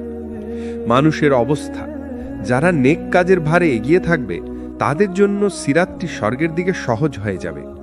যারা পাপের ভারে এগিয়ে থাকবে তারা সিরাতে পড়ে জাহান্নামের দিকে যাবে। এই প্রক্রিয়া মানব জীবনের চূড়ান্ত বাস্তবতা দেখায়। কোরআনে আল্লাহ বলেন, যে ব্যক্তি নেক কাজ করবে সে নিজের জন্য উপকার করবে, যে ব্যক্তি খারাপ কাজ করবে সে নিজের জন্য ক্ষতি করবে। সূরা ফাতিরের 18 নম্বর আয়াত। শিক্ষা: প্রতিটি কাজ লেখা হয়, তাই সৎ কাজ করা জরুরি। নেক কাজের ভার বাড়াতে সদকা, নামাজ, রোজা ও দাওয়া অপরিহার্য। সিরাত পার হওয়ার জন্য আল্লাহর ভরসা ও নেক কাজ অপরিহার্য। তাই শিক্ষা, আজ থেকে আমাদের কাজকে হিসাব করে চলা, যাতে আমলনামা, মিজান ও সিরাতের পরীক্ষায় উত্তীর্ণ হওয়া যায়। আমলনামা, মিজান ও সিরাত মানুষের আখেরাতের ভাগ্য নির্ধারণের চূড়ান্ত মাধ্যম। সঠিক নেক কাজের মাধ্যমে আমরা মীমাংসা পেতে পারি। পাপের ভার না বাড়িয়ে আল্লাহর রহমত ও দোয়ার দিকে মনোযোগী হতে হবে। রাসূল সাল্লাল্লাহু আলাইহি ওয়াসাল্লাম বলেছেন, সত্যি প্রত্যেক বান্দা তার কাজের জন্য দণ্ডিত বা পুরস্কৃত হবে। সুতরাং ভালো কাজ বৃদ্ধি করো আর পাপ থেকে বিরত থাকো। বুখারী, মুসলিম। আখিরাতের দুশ্চিন্তার অন্যতম অংশ হল জাহান্নাম। এটি সেই স্থান যেখানে অবিশ্বাসী ও পাপীরা তাদের শাস্তি ভোগ করবে। কোরআন ও হাদিসে জাহান্নামের ভয়াবহতা অত্যন্ত বিস্তারিতভাবে বর্ণিত হয়েছে। এটি মানুষকে সতর্ক করে পাপ থেকে বিরত থাকতে এবং নেক আমল বাড়াতে। আল্লাহ বলেন, তাদের জন্য রয়েছে জাহান্নামের আগুন, আর তাদের জন্য যে সেখানে প্রবেশ করবে চিরস্থায়ী শাস্তি রয়েছে। সূরা আল বাকারা 39। 1. জাহান্নামের আগুনের তীব্রতা। আগুন মানুষের ত্বক পর্যন্ত ভাঙিয়ে দেয়। আগুনের তাপ এতটাই ভয়াবহ যে পৃথিবীর যে কোনো তাপের তুলনায় মিলবে না। কোরআনে বলা হয়েছে, তাদের জন্য আগুনে ধ্বংসকাম আগুন রয়েছে, যার তাপ চুলের কাঁটা পর্যন্ত পৌঁছে যায়। সূরা আল হোমাজা 6-7। আগুনের তীব্রতা মানুষের পাপের প্রতিফলন হয়ে দেখায়। 2. জাহান্নামের বিভিন্ন স্তর। জাহান্নামে 7টি স্তর আছে। প্রত্যেক স্তর আলাদা ধরনের শাস্তি প্রদান করে। কিয়ামতের দিন অনুযায়ী আল্লাহ তাদের কাজের ভার অনুযায়ী মানুষকে নির্ধারিত স্তরে প্রেরণ করবেন। রাসূল সাল্লাল্লাহু আলাইহি ওয়াসাল্লাম বলেছেন, সত্যি জাহান্নামের বিভিন্ন স্তর আছে। প্রত্যেক স্তরে শাস্তি আলাদা এবং পাপ অনুযায়ী প্রদান করা হবে। বুখারী।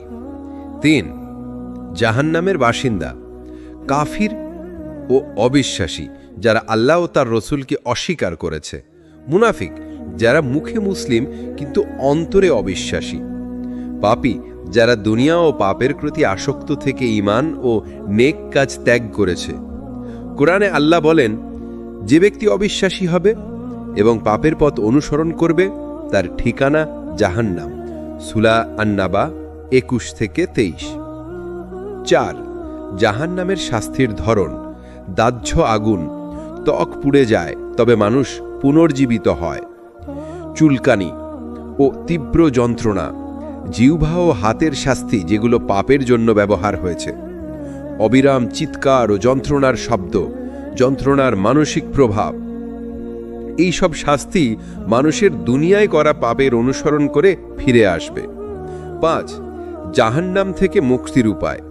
সত্যিকারের ঈমান রাখা, আল্লাহর একত্বের স্বীকার, নেক কাজ করা, নামাজ, রোজা, যাকাত, সদকা, আল্লাহর রহমত চাইতে দোয়া করা, পাপ থেকে বিরত থাকা, রাসূল সাল্লাল্লাহু আলাইহি ওয়াসাল্লামের সুন্নাহ অনুসরণ করা। রাসূল সাল্লাল্লাহু আলাইহি ওয়াসাল্লাম বলেছেন, যে ব্যক্তি ইসলামে সৎকর্ম করবে আল্লাহ তাকে জাহান্নাম থেকে মুক্ত করবেন। তিরমিজি। 6, জাহান্নামের ভয় থেকে শিক্ষা। পাপ থেকে বিরত থাকা আবশ্যক। দুনিয়ার জন্য আখেরাতের মূল্য কম না করা, নেক আমল বৃদ্ধি করা ও দোয়া করা। জাহান্নাম আমাদের স্মরণ করিয়ে দেয় যে দুনিয়ার কোনো বিলাসিতা চিরস্থায়ী নয়। 7, কোরআনের বর্ণনা। কোরআন জাহান্নামের ভয়াবহতা বহুবার বর্ণনা করেছে। আগুনের তাপ এতই ভয়ঙ্কর যে মানুষ মনে মনে ভাবে, হ্যাঁ আমাদের দুর্ভোগ, আমরা কি এতে প্রবেশ করব?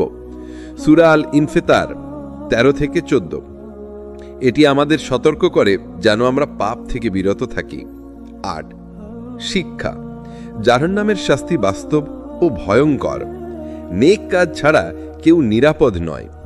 ইসলামের নির্দেশনা মেনে জীবনযাপন করা আমাদের মুক্তির পথ। জাহান্নামের শাস্তি কেবল ভীতি সৃষ্টি করে না, বরং মানুষকে সৎ কাজের দিকে চালিত করে। যারা পাপ থেকে বিরত থাকবে তারা মুক্তি পাবে, যারা অবিশ্বাসী ও পাপী থাকবে তারা শাস্তি ভোগ করবে।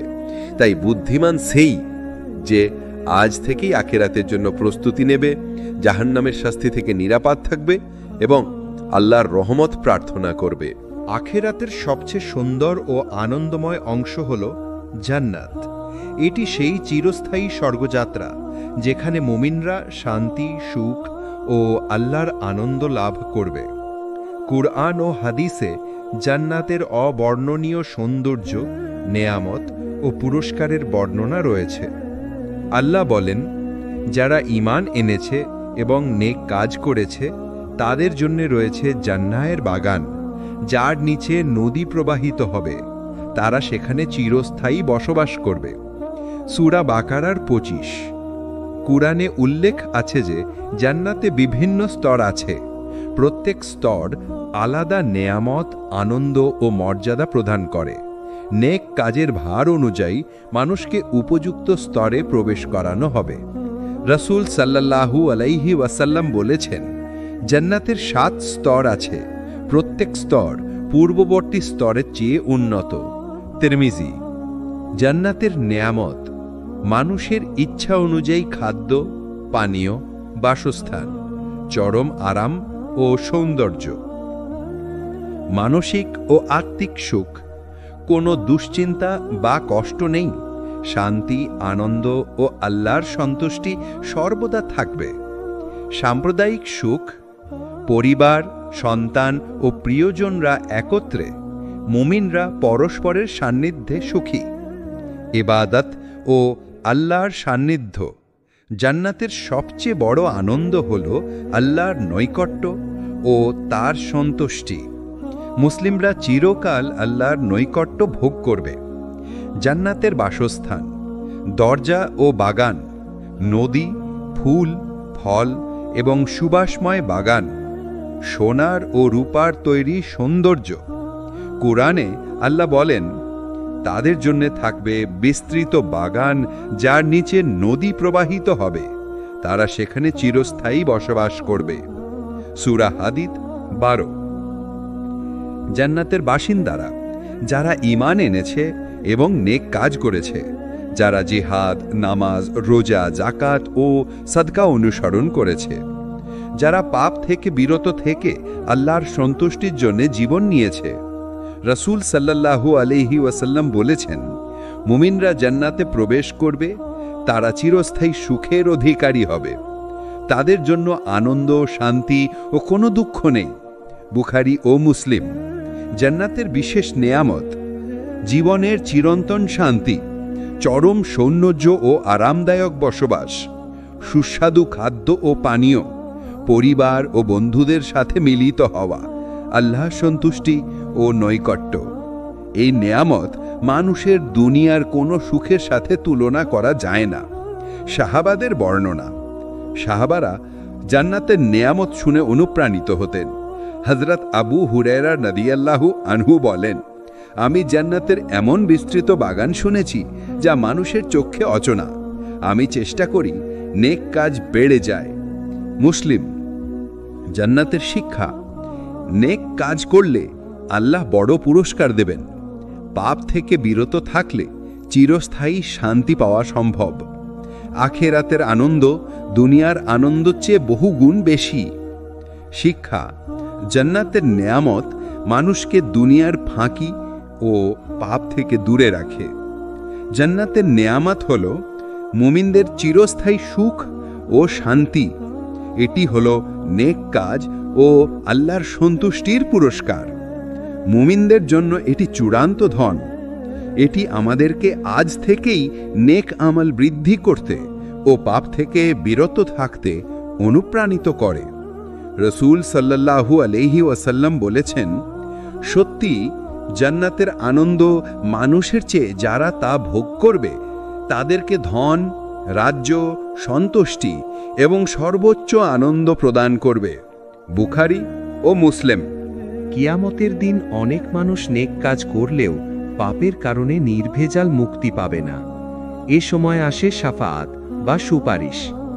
শাফাআত হল রাসূল সাল্লাল্লাহু আলাইহি ওয়াসাল্লাম বা নবী মুমিনদের পক্ষে আল্লাহর কাছে মধ্যস্থতা করা।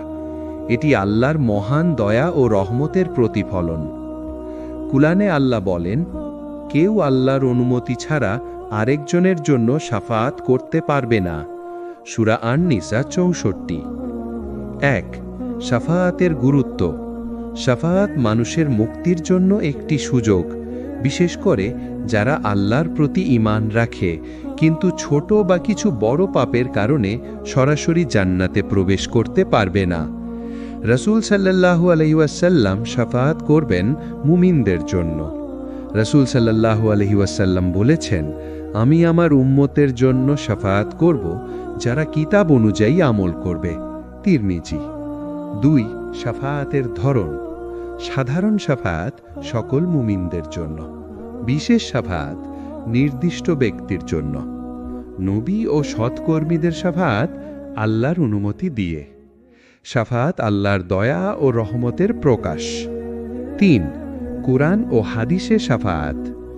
কুরআন উল্লেখ করে শাফাআত শুধুমাত্র আল্লাহর অনুমতি অনুযায়ী কার্যকর হবে।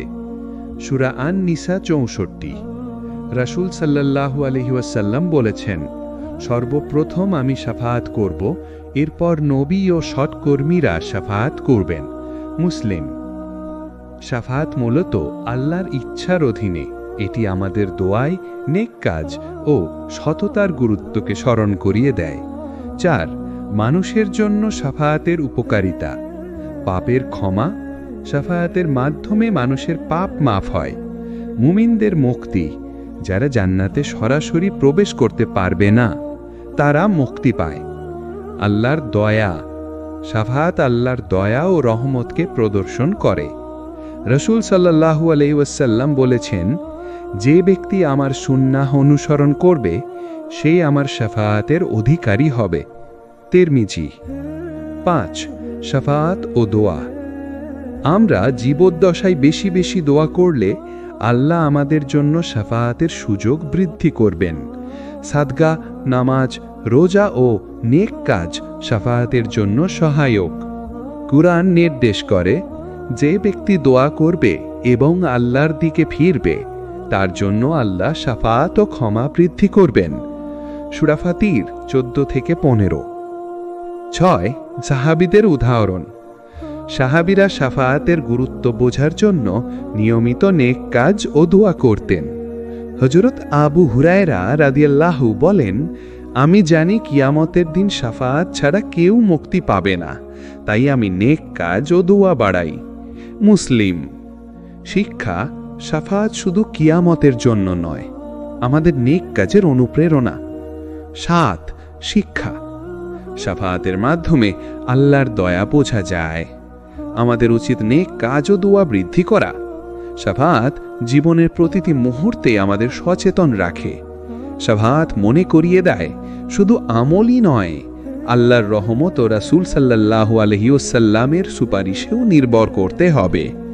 শাফাআত হলো আল্লাহর দয়া ও রহমতে একটি অসীম সুযোগ। এটি মুমিনদের মুক্তির পথ। শাফাআত অর্জন করতে নামাজ, দোয়া, রোজা ও সাদকা অপরিহার্য। আমাদের উচিত আজ থেকেই নেক কাজের মাধ্যমে শাফাআতের যোগ্যতা অর্জন করা। রাসূল সাল্লাল্লাহু আলাইহি ওয়াসাল্লাম বলেছেন, সত্যি আমার উম্মতের জন্য শাফাআত হবে, তাই যারা আমাকে অনুসরণ করবে তারা আমার শাফাআতের অধিকারী হবে। তিরমিজি। মৃত্যুর পর জীবন, কবরের আযাব ও নেয়ামত, কেয়ামত, হাসর, আমলনামা, মিজান, সিরাত, জাহান্নাম, জান্নাত ও শাফায়াত, এই সব কিছুই আমাদের জীবনের মূল লক্ষ্য ও প্রস্তুতি সম্পর্কে সচেতন করে। 10ম অধ্যায়ে আমরা সারসংক্ষেপ করব এবং শিখব কিভাবে আজ থেকেই আখিরাতের জন্য প্রস্তুতি নিতে হবে। কুরআনে আল্লাহ বলেন, পৃথিবী ও এর সমস্ত সৌন্দর্য শুধুই খেলাধুলা, কিন্তু যা আল্লাহর কাছে রয়েছে তা চিরস্থায়ী। সূরা আল আনাম 32। 1. আখিরাতের বাস্তবতা। আখিরাত চিরস্থায়ী, দুনিয়া অস্থায়ী। আমাদের সমস্ত কাজের ফলাফল কেবল আখিরাতে প্রকাশ পাবে। কুরআন ও হাদিসে আখিরাতের ভয়, শান্তি ও পুরস্কারের বিস্তারিত বর্ণনা আছে। রাসূল সাল্লাল্লাহু আলাইহি ওয়াসাল্লাম বলেছেন, একজন মুমিন কখনো দুনিয়ার কিছুর জন্য তার আখিরাতের ক্ষতি করবে না। মুসলিম। এটি আমাদের মনে করায় দুনিয়া হল পরীক্ষার মঞ্চ। 2. কবরের জীবন ও শিক্ষা। কবর হল আখিরাতের প্রথম ধাপ। মুমিনদের জন্য এটি শান্তি, কাফিরদের জন্য শাস্তি। আজ থেকেই নেক কাজ ও পাপ থেকে বিরত থাকা জরুরি। কুরআনে আল্লাহ বলেন, আমরা তাদেরকে কবরের মধ্য দিয়ে পরীক্ষা করব। সূরা আল মুমিনুন 100। 3. কেয়ামত ও হাসর। সুর ফুঁকার পর সমস্ত মানুষ পুনরুত্থিত হবে। হাসরের ময়দানে মানুষ সাজানো হবে এবং সকল কাজের হিসাব নেওয়া হবে। এই ঘটনা স্মরণ করিয়ে দেয় দুনিয়া অস্থায়ী এবং আখিরাত চিরস্থায়ী। শিক্ষা: দুনিয়ার নেশা ও ব্যস্ততা থেকে সরে এসে নেক কাজ করা জরুরি। 4. আমলনামা, মিজান ও সিরাত। আমাদের প্রতিটি কাজ লেখা হবে। নেক কাজ ভারী হলে মুক্তি, পাপ ভারী হলে শাস্তি। সিরত পার হবার জন্য আল্লাহর সন্তুষ্টি ও নেক কাজ অনিবার্য। রাসূল সাল্লাল্লাহু আলাইহি ওয়াসাল্লাম বলেছেন, আমলনামা মানুষের নেক ও পাপের প্রকৃত হিসাব দেখাবে। মুসলিম। 5. জাহান্নাম ও জান্নাত। জাহান্নাম পাপীদের শাস্তি, জান্নাত মুমিনদের চিরস্থায়ী সুখ। আমাদের উদ্দেশ্য হল জান্নাত অর্জন ও জাহান্নাম থেকে মুক্তি। শিক্ষা: নেক কাজ বৃদ্ধি ও পাপ থেকে বিরত থাকা আজ থেকে শুরু করা প্রয়োজন। 6. শাফায়াত। শাফায়াত হল রাসূল সাল্লাল্লাহু আলাইহি ওয়াসাল্লাম ও নবীদের মধ্যস্থতা। এটি আল্লাহর দয়া ও রহমতের অংশ। শাফায়াতের জন্য নেক কাজ ও দোয়া অনিবার্য। রাসূল সাল্লাল্লাহু আলাইহি ওয়াসাল্লাম বলেছেন, আমার উম্মতের জন্য শাফায়াত হবে যারা আমার সুন্নাহ অনুসরণ করবে। তিরমিজি। 7. আজ থেকে প্রস্তুতি। নামাজ ও ইবাদাত নিয়মিত করা, রোজা ও সদকা বজায় রাখা, দুনিয়ার নেশা ও পাপ থেকে বিরত থাকা, আল্লাহর দয়া ও রহমত প্রার্থনা করা, রসুল সাল্লাল্লাহু আলাইহি ওয়াসাল্লামের সুন্নাহ অনুসরণ করা। এই প্রস্তুতি আমাদের আখেরাতের জন্য শক্ত ভিত্তি গড়ে দেয়। 8. আখেরাতের শিক্ষা। দুনিয়া অস্থায়ী, আখেরাত চিরস্থায়ী। প্রতিটি কাজের হিসাব হবে। নেক কাজ ও আল্লাহর দয়া ছাড়া মুক্তি সম্ভব নয়। কুরআনে আল্লাহ বলেন, তোমরা দুনিয়ার জন্য নাড়াচাড়া করো না, বরং আখেরাতের জন্য চেষ্টা করো। সূরা আল কাসাস 77। 9. উপসংহার। আখেরাত আমাদের জীবনের চূড়ান্ত লক্ষ্য। কবর, কিয়ামত, হাসর, মিজান, সিরাত, জাহান্নাম, জান্নাত ও সাফায়াত সবই আখেরাতের প্রক্রিয়ার অংশ। দুনিয়ার সমস্ত আনন্দ অস্থায়ী, নেক কাজ ও আল্লাহর সন্তুষ্টি চিরস্থায়ী। আজ থেকে প্রস্তুতি নেওয়া বুদ্ধিমানের কাজ। রাসূল সাল্লাল্লাহু আলাইহি ওয়াসাল্লাম বলেছেন, সত্যি যারা আখেরাতের জন্য প্রস্তুতি নেবে তারা সুখী হবে, যারা নেবে না তারা শাস্তির মধ্যে পড়বে। বুখারী, মুসলিম।